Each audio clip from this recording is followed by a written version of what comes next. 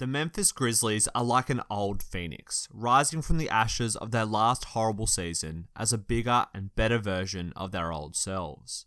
Under coach JB Bickerstaff, they have refound their identity as a defense-focused team. But the biggest thing that has driven this occurrence is the revitalisation of Marc Gasol.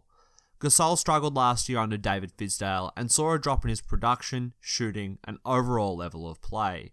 There was allegedly a big confrontation between Fizdale and Gasol, and this left the Spanish big man frustrated and without the drive and motivation that he needed to be the star of a playoff team. But perhaps the bigger reason for Gasol and the Grizzlies' struggles was the injuries to Mike Conley that saw him play only 12 games last season. Conley is the best offensive player on the Grizzlies by quite some stretch, and he drives a lot of the creation on the team and knows how to best set up his teammates. This video will cover all of these things, but we'll focus in on the strong play of Marc Gasol. It will then take a look at the Grizzlies' chances of making the playoffs and what their future holds with an aging roster. But let's start with Marc Gasol. The 7-footer from Spain has been the epitome of what the Grizzlies franchise is about for the last 10 years. Marc began his career as a throw into the trade the Lakers made for his brother Pau Gasol. He would join a struggling Memphis team that had a second-year point guard in the young Mike Conley. The two would grow together to form one of the league's most consistent teams. Alongside Tony Allen and Zach Randolph, the Grizzlies would be a playoff mainstay through their tough defense and interior play. But after 7 years of making the playoffs, they would miss out last season, and many thought they were over the hump. Gasol was 34, Conley had bad injuries, and a lot of fans thought it was time to blow it up and tank for young players. But the Grizzlies stuck to their plan and ran back that team. I think this is partially due to their belief in the team, and partially due to the big contracts that Gasol and Conley have, and therefore they weren't able to get fair trade value back for them.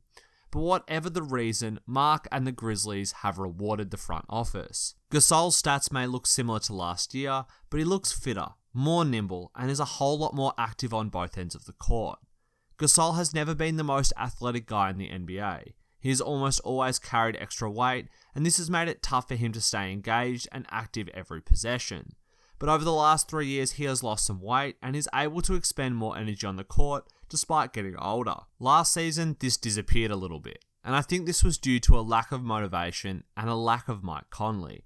But this year, he is out there setting on and off ball screens, averaging a career high in rebounds, and is spending the energy to get closer to the basket on his shots this season. And to me, the last part is a big deal. Big men grow up shooting close to the basket. When they are young, they tower over other kids and can just catch the ball 2 feet away and rise up for an easy hook shot or layup. But as they get into the NBA, this gets tougher, and they also probably develop a jump shot to expand that game. While this is essential, it can create the temptation to settle for jumpers. If you've ever played pickup or organised basketball, you'll know that when you have the ball at the free throw line, it is so tempting to just rise up and shoot, because you can make it, right? Sure. But most of the time, if you drive or run a pick and roll, you'll have a much greater chance of scoring. I think this happened a little for Gasol last season. He was settling for a lot of jumpers, and 33% of his shots came between 10 feet and the 3-point line. This year, only 27% of his shots are from this area, and the other shots have been redistributed to taking more from 3 and in the paint. This might seem like a small number, but it raises his overall efficiency and shows that he is putting the energy in to get to the right spots and not settle. And it reflects in his shooting splits. Gasol's true shooting is up to 56.3% from 53.2% last year, and it's his highest mark since his second year in the league. This is while scoring slightly more points than last year on a shot less per game. Gasol is simply far more efficient, and his usage rate is down as well, meaning that the shots are being shared across the Grizzlies more than ever before. But how is he scoring? Well, the Grizzlies still run a lot of action through Gasol on the high and low post, and in both of these areas he's really tough to stop. Being 7 foot tall and weighing near to 260 pounds makes Gasol bigger than nearly every player in the league. He can simply back players down and force his way to the rim. But he also has the subtlety to shoot over the top of opponents with a jumper, hook shot, or fadeaways. This post-action is where Gasol does a lot of his scoring, but it is also where he creates for his teammates. Marc draws a lot of double teams, and after 10 years in the NBA, he knows exactly how to play them. He can throw the ball cross-court for a 3 or hit the pass over his head to a cutting teammate. He is averaging 4 assists per game to go along with his 17.4 points, and all of this is done with only 1.9 turnovers a game, way down from the 2.7 he averaged last season. And turning the ball over less is a huge key for the Grizzlies' success this season. They are second in the league for having the least turnovers. This means that teams get out on the fast break far less against the Grizzlies than most teams. This helps the Grizz play the slowest pace in the league and allows them to set up their half-court defense. And it is in the half-court that Gasol is most dangerous defensively. In transition, he can't have as much effect as he will often get mismatched and have to go out and guard the perimeter. But when he is on a big man, he can hedge off, protect the paint, and use his insane defensive instincts to protect the rim, get into passing lanes, and lock down the painted area. And this is perhaps where his activity is most noticeable. Gasol has been all over the court on the defensive end. He chases players around pick and rolls, gets out to help on shooters, gets back into the paint, and then will go up and grab the rebound as well. And while I don't like to use steals and blocks as the best indicators of defense, I'll make an exception for Gasol this season. Last year he averaged 0.7 steals a game, and this year he has increased this by 150% up to 1.7 steals a game. It reflects the increased activity and effort, and this is a big reason why the Grizzlies are back to their defensive best. But on offense, it is really Mike Conley who has returned to drive the modern Grizzly offense. Despite the Grizzlies being last in the league in pace, they still play at a faster tempo than the 7 seconds or less Phoenix Suns of last decade. This reflects how fast the NBA has become. Even the slower teams are lightning fast in comparison to bygone eras. Last season, without Mike Conley, the Grizzlies struggled to play at this pace with efficiency. Having a smart point guard who knows how to make the right reads and decisions is key to success in a high-paced era. Due to the increase of skill across the leagues, most teams have a great point guard, and the teams that don't struggle. You can see this with the Chicago Bulls, Cleveland Cavaliers, Phoenix Suns, and the New York Knicks this season. Watching their games, they can seem out of control at times and can't manage the game's pace to suit their team's styles. This was the Grizzlies last year. But Conley has returned them to normalcy. He knows the offense and some of his teammates inside and out. Mike is a master of knowing when to look for his teammate's shot and when to look for his own. If Gasol hasn't touched the ball in a few possessions, you can bet he is running a pick and roll or giving him the ball on the block. If Jaren Jackson Jr. has heated up, you know the ball is going to him. And if there is a mismatch on the court, Conley will find it. It is for this reason that players love to play with Mike, and that I love to watch him. He's smart as hell, an extension of the coach on the court who makes good decision after good decision. And he is doing this while averaging 21.1 points per game. He manages to find the time and space within the offense to put up almost 17 shots a game and takes over 6 threes as well. His shooting splits aren't the greatest of his career, but I expect them to rise up a little bit as he shakes off rust and settles into the season. He's been shooting the 3 at a 35% clip. But a lot of these come off of the dribble and are tough shots. Look for him to get more open threes as he finds his flow within the offense off ball, and I wouldn't be surprised to see him shooting 37 to 39% from deep by the end of the season. But the area that Conley gets most of his points and overall offense from is the pick and roll.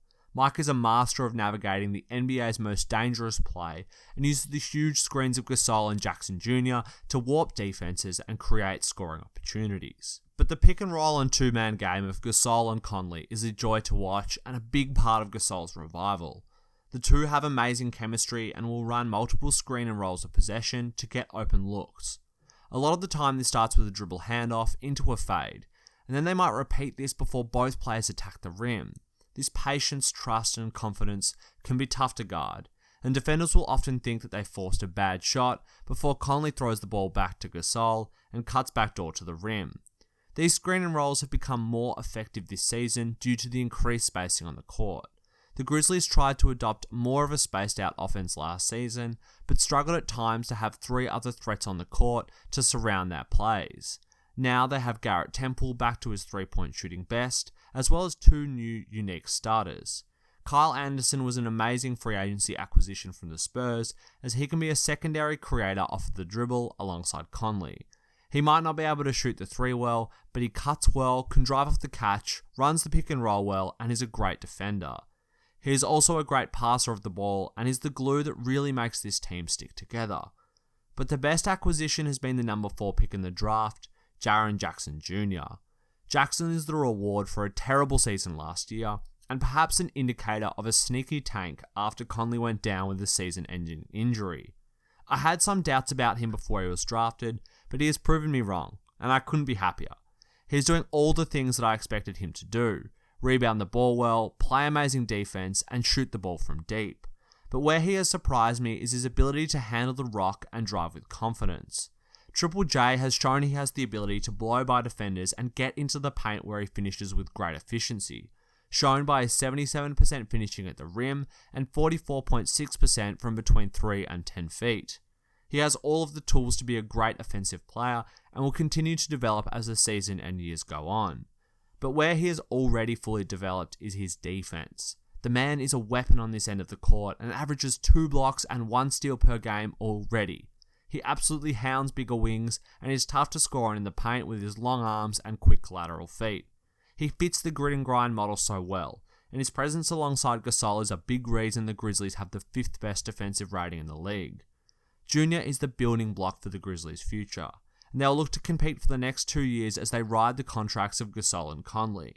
But once these expire, it might be time for a new direction, and Jackson's high ceiling will ensure this new direction is a strong one. For now, Jackson Jr. will help lead the Grizzlies' charge for the playoffs, which they are in a good position to make. Their offense has been clicking and their defense is fantastic. But Houston, Utah, the Pelicans, and a horde of strong teams are coming for them in the West, and it is tough to declare any team outside of Golden State and the Nuggets a lock for the playoffs.